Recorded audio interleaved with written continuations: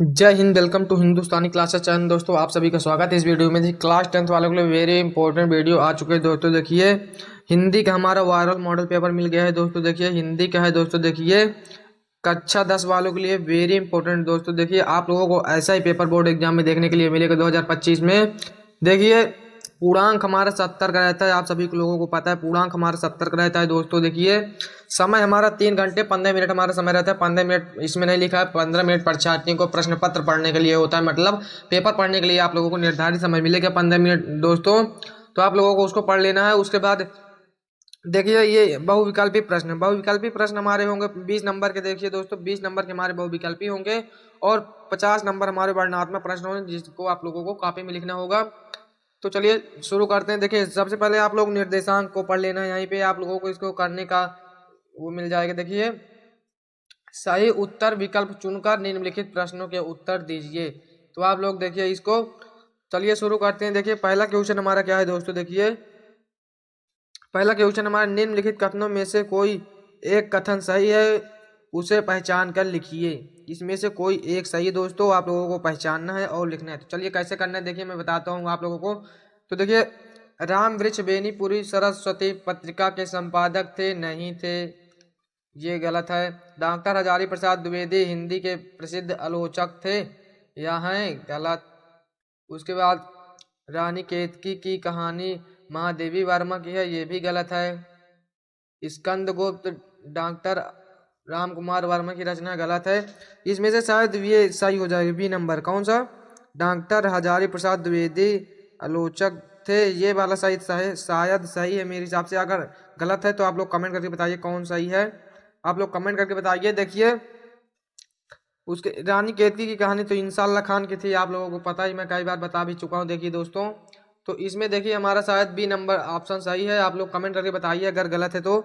उसके बाद दूसरा नंबर प्रश्न है, इसको मैंने बहुत ढूंढा मिला ही नहीं है, इसलिए मैं अपने अनुभव के हिसाब से शायद बता रहा हूँ। देखिए उसके बाद ये दूसरा हमारे, उसने कहा था किस विधा की रचना है। उसने कहा था दोस्तों किस विधा की रचना है। उपन्यास है या फिर यात्रावृत्त है या फिर कहानी है या फिर आलोचक है। तो कौन सही हो जाएगा? तो उसमें से हमारा कौन सही हो जाएगा दोस्तों। देखिए तो ये हमारी कहानी है। क्या है? कहानी है। तो हमारा ये कहानी वाला आंसर करेक्ट है दोस्तों। तो ये कहानी सही है। और उसके बाद दोस्तों तीसरा नंबर हमारा प्रश्न देखिए यहाँ पे 3 नंबर प्रश्न हमारा, नदी के द्वीप किसकी रचना है। नदी के द्वीप, आप लोग देखिए नदी के द्वीप किसकी रचना है दोस्तों। मोहन राकेश की है या फिर अज्ञे की है या फिर हरिशंकर परसाई की है या फिर डॉक्टर संपूर्णानंद की है। तो किसका संपूर्णानंद की है? तो किसकी है ये दोस्तों? तो ये है देखिए मैं बता दूं अज्ञे की है। किसकी है? नदी के द्वीप अज्ञे जी की है। तो हमारा ये अज्ञे जी करेक्ट आंसर है। तो ये मतलब बी नंबर ऑप्शन हमारा सही है दोस्तों। उसके बाद अगला क्वेश्चन हमारा आ जाता है दोस्तों यहाँ पर देखिए 4 नंबर प्रश्न, किस कवि को राष्ट्र कवि का सम्मान प्राप्त हुआ। किस कवि को? राष्ट्रपति का, किसका? राष्ट्र कवि का। राष्ट्र कवि का सम्मान किसको प्राप्त हुआ था दोस्तों? भारतेंदु हरिश्चंद्र को या फिर सूर्यकांत त्रिपाठी निराला को या फिर मैथिली शरण गुप्त को या फिर अज्ञे जी को। तो किसको मिला था दोस्तों? तो ये मिला था मैथिली शरण गुप्त को। किसको? मैथिली शरण गुप्त को मिला था। तो यानी हमारा C number answer correct answer है, ये सही है दोस्तों। देखिए यहाँ पे उसके बाद अगला क्वेश्चन आ जाता है दोस्तों हमारा 5 नंबर क्वेश्चन दोस्तों। यहाँ पर देखिए बस्ती जिले के अगोना गांव में किस लेखक का संबंध है। बस्ती जिले के किसके? बस्ती जिले के अगोना नामक ग्राम में किस संबंध है, किस लेखक का? प्रेमचंद जी का या फिर हजारी प्रसाद द्विवेदी या फिर आचार्य रामचंद्र शुक्ल या फिर काका कालेकर का। तो किसका है दोस्तों? तो इसमें हो जाएगा रामचंद्र शुक्ल। आचार्य रामचंद्र शुक्ल का जन्म हुआ था ना बस्ती जिले के अगोना नामक ग्राम में। अगर आप लोगों को जीवन परिचय याद है तो आप लोग कर सकते हो। ये वेरी इंपॉर्टेंट क्वेश्चन है, एकदम आसान भी है, एकदम लॉलीपॉप क्वेश्चन है। अगर आप लोगों को जीवन परिचय इनका याद है, जीवन परिचय याद है तो आप लोग कर सकते हो, अन्यथा नहीं याद है तो आप लोग जाकर याद कर लीजिए क्योंकि आता है ये 5 नंबर का आता है जीवन परिचय इनका। तो आप लोग वेरी इंपॉर्टेंट है तो आप लोग याद कर लीजिए। उसके बाद 6 नंबर के क्वेश्चन है हमारा देखिए, वन पथ पर कविता किस कृति से संबंधित है। जानकी मंगल में या फिर पार्वती मंगल में या फिर रामाज्ञा प्रश्न से या फिर कवितावली से। तो ये किससे संबंधित है दोस्तों? तो इसको मैं बता दूं देखिए कौन सा हो जाएगी इसमें। देखिए तो इसमें हो जाएगा हमारा ये देखिए कौन होगा, आप लोग इसको कमेंट करके बताइए। चलिए मैं आप लोगों को लिए छोड़ रहा हूँ, देखिए कमेंट करके बताइए, आप लोग इसको कमेंट करके बताइए कि कौन सही होगा इसमें। उसके बाद अगला क्वेश्चन दोस्तों हमारा देखिए 7 नंबर प्रश्न हमारा, रासो ग्रंथों की संख्या, रासो ग्रंथों की भाषा है, रासो ग्रंथों की भाषा है ब्रज भाषा या फिर अवधी या फिर डिंगल या फिर खड़ी बोली। तो इसमें से कौन सही है? तो इसमें से हमारा ब्रज भाषा करेक्ट है, ये ब्रज भाषा है। रासों के ग्रंथों की भाषा हमारा ब्रज भाषा में है, तो ये सही है। उसके बाद अगला क्वेश्चन है हमारा देखिए 8 नंबर प्रश्न है दोस्तों, सबसे भयानक ज्वर होता है, ये तो सभी को पता है भाई, सबसे भयानक ज्वर किसका होता है? मित्रता का या फिर क्रोध का या फिर कुसंग का या फिर शत्रुता का? तो सबसे भयानक ज्वर होता है वो कुसंग का होता है। किसका? कुसंग का ज्वर सबसे भयानक होता है, ये पैराग्राफ में पढ़ा होगा मित्रता वाले पाठ में। तो ये सही हमारा कुसंग का ज्वर सबसे भयानक होता है। उसके बाद 9 नंबर प्रश्न दोस्तों हमारे देखिए, मृत्यु के समय ममता की आयु थी, मृत्यु के समय ममता की आयु कितनी थी?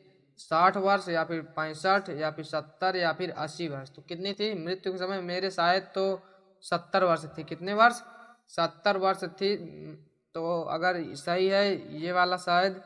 उसके बाद 10 नंबर प्रश्न है हमारा देखिए, महाकाव्य में कम से कम कितने सर्ग होते हैं? कम से कम पूछा गया, कितने कम से कम पूछा गया तो कितने सर्ग? 8 या फिर 10 या फिर 12 या फिर 15? तो कम से कम मैं बता दूं देखिए, महाकाव्य में 8 सर्ग होते हैं। कितने सर्ग? 8 सर्ग, इससे कम नहीं होते। कम से कम एकदम न्यूनतम से न्यूनतम 8 होंगे, इससे कम नहीं होंगे सर्ग। तो ये हमारा सही है, देखिए ये सही है। उसके बाद 11 नंबर प्रश्न है, हंसी हंसी भाजय देख दुल्हक दिगंबर को, पहुनी जय आवे हिमाचल के उछाल में, शीश पर गंगा हंसे भुजनी भुजंगा हंसे। तो इसमें देखिए शायद क्या पूछा गया है, इसमें रस पूछा गया है दोस्तों। देखिए यहाँ पे ये देखिए इसमें रस पूछा गया है, देखिए तो इसमें कौन सा रस होगा? तो इसमें हास्य रस होगा या फिर श्रृंगार रस या फिर अद्भुत या फिर शांत? तो कौन सा रस होगा दोस्तों इसमें? तो इसमें देखिए मैं बता दूं, इसमें हास्य रस होगा। क्या होगा? हास्य रस होगा। तो यानी हमारा ए नंबर आंसर करेक्ट है, हास्य रस सही है। उसके बाद अगला क्वेश्चन दोस्तों देखिए 12 नंबर है, उपमा अलंकार का उदाहरण है। उपमा अलंकार का उदाहरण क्या है? पीपर पात सरिस मंडोले, सिर फट गया उसका वही मानो अरुण का घड़ा, या फिर? तो इसमें से कौन होगा आप लोग पढ़ लीजिएगा। उसके बाद देखिए मैं बता दूं इसमें से कौन सही हो जाएगा। देखिए तो इसमें देखिए हमारा ये सही होगा, पीपर पात सरिस मंडोला उपमा अलंकार का ये क्या है? उदाहरण है भाई, कहाँ सो रहे हो आप लोग, उदाहरण होगा। तो ये सही है। उसके बाद अगला है हमारा देखिए 13 नंबर क्वेश्चन, सोरठा के किस चरण में 13 मात्राएं होती हैं? सोरठा, सोरठा पूछा गया है ना, दोहे का उल्टा सोरठा होता है, आप लोग ये भी याद रखना, दोहे का उल्टा होता है सोरठा। सोरठा में कितनी मात्राएं होती है? 13 मात्राएं होती हैं। चरण कौन सा चरण पूछा गया है? केवल पहले में या फिर केवल दूसरे में या फिर पहले और तीसरे में या फिर दूसरे और चौथे में? तो इसमें कहाँ पर होते हैं देखिए दोस्तों, तो इसमें बता दो देखिए दूसरे और चौथे में, दूसरे और चौथे में होती हैं 13 मात्राएं। कितने कितनी मात्राएं? 13 मात्राएं। और पहले और तीसरे में 11 मात्राएं होती हैं। कितनी कितनी? 11 मात्राएं पहले और तीसरे में होती हैं, और दूसरे और चौथे में 13 मात्राएं होती है। तो यानी मतलब हमारा ये सही है, ये आंसर सही है हमारा। उसके बाद अगला प्रश्न दोस्तों हमारा देखिए यहाँ पे अगला प्रश्न है, अनंत शब्द में कौन सा उपसर्ग है? अनंत, अनंत शब्द में कौन सा उपसर्ग है दोस्तों? अन है या फिर अन या फिर आ या फिर अंत? तो इसमें कौन सा उपसर्ग हो जाएगा? तो इसमें हमारा अन उपसर्ग, ये करेक्ट है, ये उपसर्ग हमारा सही है, तो ये सही हो जाएगा। उसके बाद अगला क्वेश्चन दोस्तों हमारे देखिए 15 नंबर है, पन प्रत्यय से युक्त तो शब्द नहीं है। पन, पन प्रत्यय से युक्त शब्द नहीं है, कौन सा नहीं है जिसमें नहीं पूछे? बचपन या फिर अपनापन या फिर स्वप्न या फिर बड़प्पन? तो इसमें कौन सही हो जाएगा? तो इसमें से शायद हमारे हिसाब से अपनापन, अपनापन में नहीं है पन प्रत्यय, ये सही है हमारा, देखिए ये एक सही है। उसके बाद अगला क्वेश्चन हमारा दोस्तों देखिए, पूर्व पद संख्यावाची होती है। पूर्व पद, पूर्व पद संख्यावाची होती है किस में? तत्पुरुष समास में या फिर कर्मधारय समास में या फिर द्विगु समास में या फिर द्वंद्व समास में? तो कौन से समास में होती है दोस्तों? तो ये होती है द्विगु समास में। किन से समास में? द्विगु समास में आती है। हमारा सी नंबर करेक्ट आंसर है, ये सही हो जाएगा, सी नंबर हमारा सही है। द्विगु समास में होता है पूर्व पद संख्यावाची, तो ये सही हो जाएगा। उसके बाद अगला प्रश्न दोस्तों देखिए 17 नंबर क्वेश्चन है हमारा, निम्नलिखित में से तत्सम रूप है। तत्सम रूप पूछा है दोस्तों, लज्जा है या फिर आग या फिर भगत या फिर सूरज। तत्सम रूप इसका हमारा ये हो जाएगा लज्जा।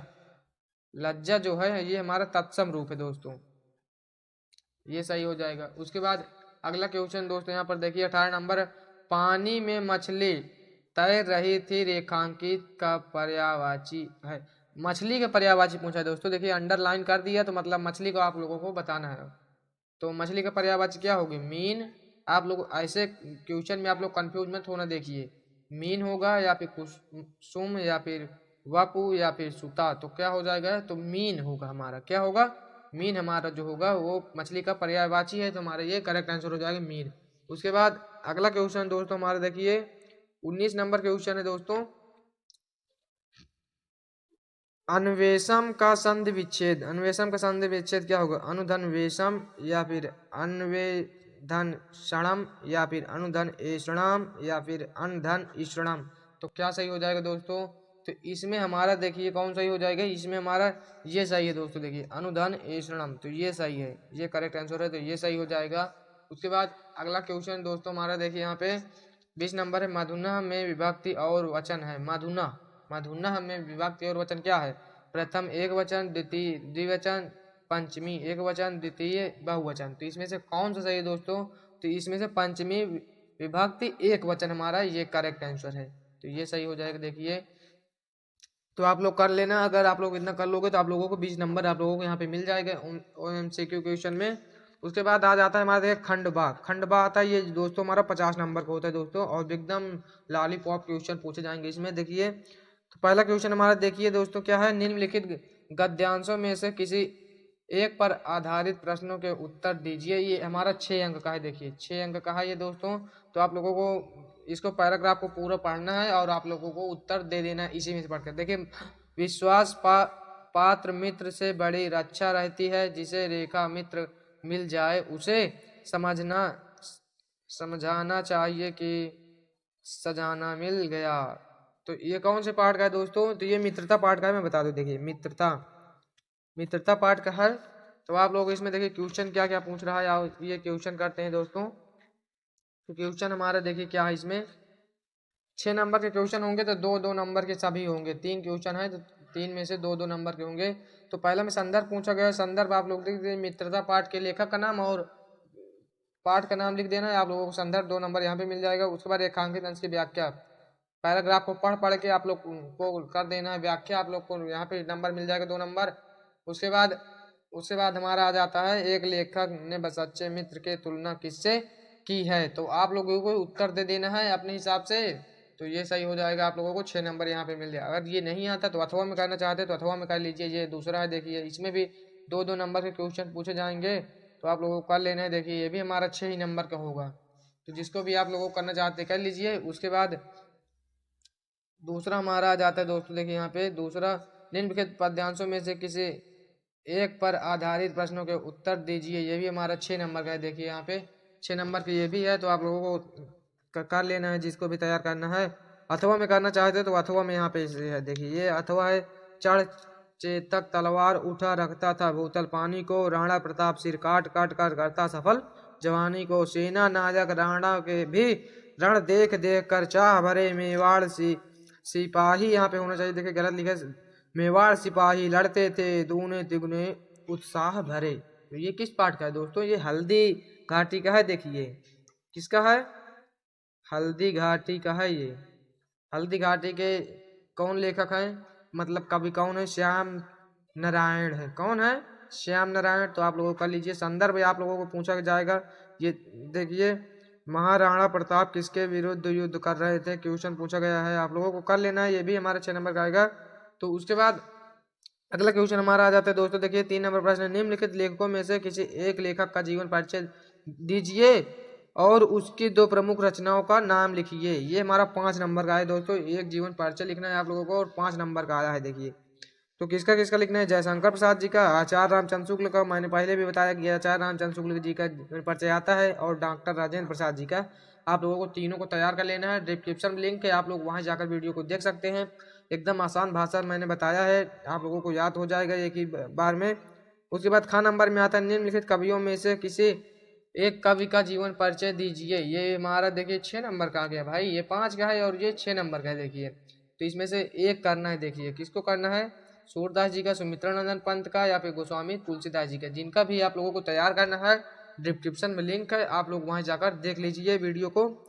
उसके बाद चौथा प्रश्न हमारा निम्नलिखित संस्कृत गद्यांश में से किसी एक का संदर्भ सहित हिंदी में अनुवाद कीजिए। हिंदी में अनुवाद करना है दोस्तों। देखिए ये रहा हमारा, देखिए पैराग्राफ दोस्तों यहाँ पे ये है, तो आप लोग कर लीजिए। देखिए अथवा में दिया दिया है, देखिए इसको आप लोग करना चाहते तो इसको कर लीजिए। उसके बाद दूसरा हमारा प्रश्न अगला आ जाता है। देखिए निम्नलिखित श्लोकों में से किसी एक श्लोक का संदर्भ सहित हिंदी में अनुवाद कीजिए। ये भी 5 नंबर का है कि एक श्लोक लिखना है आप लोगों को। देखिए उसका संदर्भ सहित अनुवाद करना हिंदी में, आप लोग कर लीजिएगा। इसको करना चाहते इसको, इसको करना चाहते तो इसको। उसके बाद ये आ जाता है 6 नंबर प्रश्न हमारा। देखिए अपनी पाठ्य पुस्तक से कंठस्थ किया हुआ कोई एक श्लोक लिखिए जो इस प्रश्न पत्र में ना आया हो। एक श्लोक आप लोगों को लिखने, यहाँ पे 2 नंबर आप लोगों को मिलेगा। एक श्लोक लिखोगे और 2 नंबर आप लोगों को मुफ्त में मिलेगा। उसके बाद 7 नंबर क्वेश्चन हमारा, निम्नलिखित प्रश्नों में से किन्हीं 2 प्रश्नों के उत्तर संस्कृत में लिखिए। आप लोगों को ये 4 क्वेश्चन मिलेंगे, आप लोगों को 2 लिखना है और 4 नंबर आप लोगों को मिलेगा। यहाँ पर देखिए 2 नंबर मिलेंगे, 2 क्वेश्चन करना है। उसके बाद 8वां प्रश्न हमारा आ जाता है दोस्तों। देखिए अपनी पठित खंड काव्य के आधार पर निम्नलिखित प्रश्नों में से किन्हीं किसी एक का उत्तर दीजिए। किसी एक का उत्तर देना है आप लोगों को। 3 नंबर के लिए मिलेगा। आपने इसको टीचर से पूछ लेना है, अपने हिंदी वाले सर से पूछ लेना है कि आपके स्टेट से, आपके जिले से क्या लगता है, आप लोग ऐसे ही तैयारी कर लेना है। उसके बाद हमारा आ जाता है दोस्तों, देखिए 9 नंबर प्रश्न हमारा आ जाता है, निम्नलिखित में से किसी एक विषय पर निबंध लिखिए। ये वेरी इंपॉर्टेंट दोस्तों। देखिए 9 नंबर का आता है ये हमारा निबंध। हमारा कितने नंबर का आता है, 9 नंबर का आता है। देखिए निबंध हमारा वेरी इंपॉर्टेंट दोस्तों, आप लोग इसको जरूर तैयार करिए। देखिए कोरोना वायरस एक वैश्विक चुनौती पर, या फिर शिक्षा के खेल कूद पर का स्थान पर, या फिर बड़े बेटियां, या फिर यहाँ पे देखिए पढ़े बेटियां होना चाहिए। देखिए लिखा ना, बढ़े बेटियां पढ़े बेटियां, इस पर तैयार कर लीजिए। या फिर विज्ञान के चरण पर याद कर लीजिए। तो आप लोग जिसका तैयार करना है मुझे बता दीजिए, मैं आप लोगों को तैयार करवा दूंगा। तो जय हिंद, मिलते हैं फिर किसी नेक्स्ट वीडियो में। और हाँ, इस वीडियो से आप लोग 100 लाइक 100 सब्सक्राइब करवा दीजिए दोस्तों, तो अच्छा होगा। तो जय हिंद, जय भारत, मिलते हैं फिर किसी नेक्स्ट वीडियो में।